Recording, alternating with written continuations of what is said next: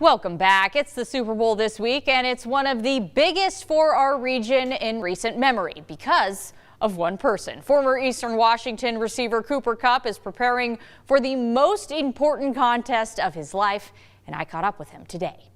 I have a ton of pride as an Eastern Washington Eagle, and super thankful for the opportunities they gave me and for the people that are there in Cheney. Almost 10 years ago to the day, Cooper Kupp committed to Eastern Washington, just one of two schools he had a D1 offer from.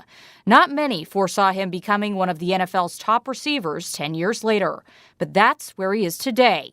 He credits that to one thing. As a human being in general, perseverance is, if you have perseverance, you're gonna be able to push through a lot of things into some really great areas. Allowing yourself grace to learn from failure, I think, is another thing where failure doesn't mean it's over. Failure is just an opportunity to learn, to move forward, to adjust your plan and go at it again. I'd say perseverance. Having perseverance in this world is, I think, it'll get you a long ways. He didn't have to just employ perseverance at Eastern. This actually shouldn't be Cooper's first Super Bowl, but he tore his ACL when the Rams made it last in 2019.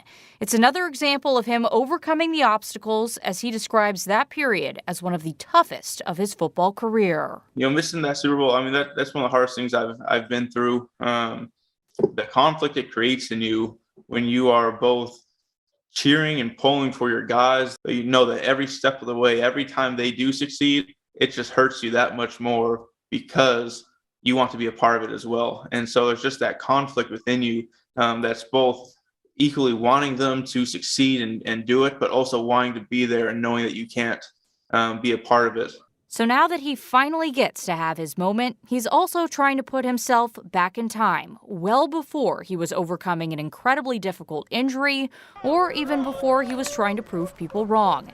Kupp described the Super Bowl as a holiday in his household growing up, and he plans on embodying that little football-loving kid every step of the way this week.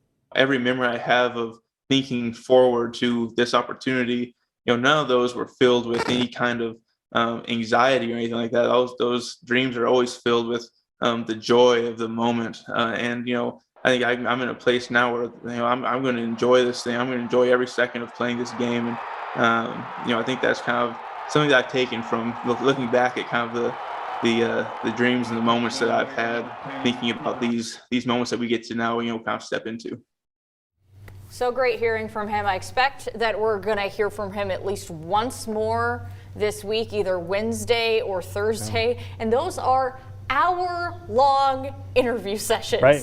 He's like the man of the hour. Like, everyone wants to talk to him. Yeah, quick behind the scenes note. Brenda was telling me it was a 45-minute press conference. Yeah. You had to wait for 44 minutes to get your question because there was like 100 reporters on that thing, right? Yeah, I got the last question in, which was pretty crazy. I'd pretty much given up all hope at that point, but it worked out. Well, I'm glad you hung in there, Brenda. Yes, we're excited to hear more from him, and obviously we're excited to see him play. Yeah, and there's going to be a big watch party for him downtown at 9 on Sunday. Oh, yeah. So Very if cool. you want to go watch with fellow Cooper Kupp fans, that's your spot. Nice. Should be a good time. Thanks, Brenda. Thank you.